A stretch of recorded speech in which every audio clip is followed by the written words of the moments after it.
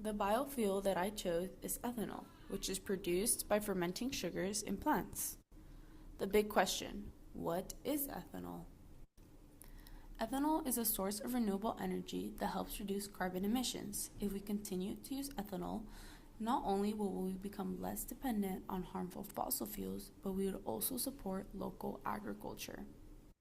Where does ethanol come from? Ethanol comes from fermenting sugars and starches, which are carbohydrates, and they are the key to making ethanol. For example, corn, sugarcane, or even agricultural waste. How is it made? First, crops like corn and sugarcane are grown, and recently it's been discovered that wood chips, grasses, and non-food materials can produce cellulosic ethanol. Second, the crops are harvested and processed to release their sugars and starches. Third, yeast is introduced into the starch and sugar mixture, and as it begins to consume the mixture, it produces ethanol and carbon dioxide as a byproduct. This process is known as fermentation. Fourth, the ethanol is separated and purified through distillation, creating high concentrations of ethanol. And lastly, ethanol is blended with gasoline to create their own unique fuels like E10, which contains 10% ethanol, and E85, containing 85% ethanol. Here is a step-by-step representation that I made. Step 1 is the growing of the crops. Step 2 is the fermentation process.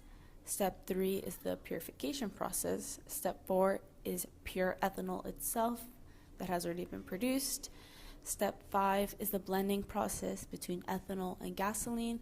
And lastly, you have your product. So, what is the technology behind ethanol? Henry Ford and Alexander Graham Bell were the first to discover that sugars in crops can be converted into a renewable source of energy. Today, technology has advanced so much that it allows to produce ethanol in renewable fuel refineries. These refineries will convert corn, starches, food and agricultural waste, or even cellulosic biomass into high-efficiency ethanol. Ethanol that is produced comes from either two processes: dry milling, which makes up 90%, or wet milling, which makes up 10%. In dry milling, the grain is grounded up into what is described as meal and then mixed with water to make a mash. Next, enzymes are added into the mash to convert starch to sugars. Afterwards, the mash is cooked and transferred to fermenters where yeast is then added.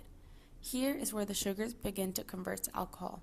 After fermentation, the beer that was made is separated from the liquid residue made as a byproduct of the fermentation process. The beer that was produced is now ethanol that is then distilled, dehydrated, and blended with gasoline. In wet milling, the grain is soaked to be separated into basic ingredients. After being soaked, the semi-liquid product is processed through grinders to separate to corn germ. Corn germ is the heart of the corn kernel that is nutrient-rich. Fiber, gluten, and starch are remaining components that are further separated. The gluten is filtered and dried to make animal feed, and the starch is fermented into ethanol through another process.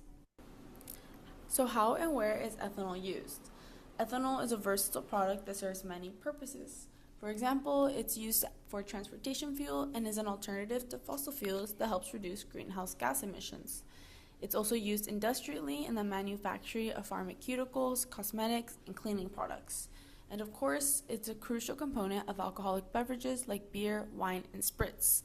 Out of these three options, the most important one is transportation, and it has become the foundation of biofuel laws in countries like United States and Brazil. So what are some pros and cons of ethanol? Some pros are that ethanol is a renewable energy source, which helps reduce greenhouse gas emissions. These emissions are reduced by 40% with corn-based ethanol and 88 to 108% with cellulosic feedstocks. The production of ethanol creates more jobs in rural areas, accounting for 79,000 jobs in 2022 across the U.S. And some cons are that ethanol yields a third less energy per gallon than gasoline. Therefore, fuel costs increase due to low energy content and high costs. Another con is that ethanol is corrosive to rubber and certain metals, which can damage equipment like fuel lines for boats, lawnmowers, and other small engine equipments. Thank you. Here are my sources and a link to Canva, which I used for my picture representation.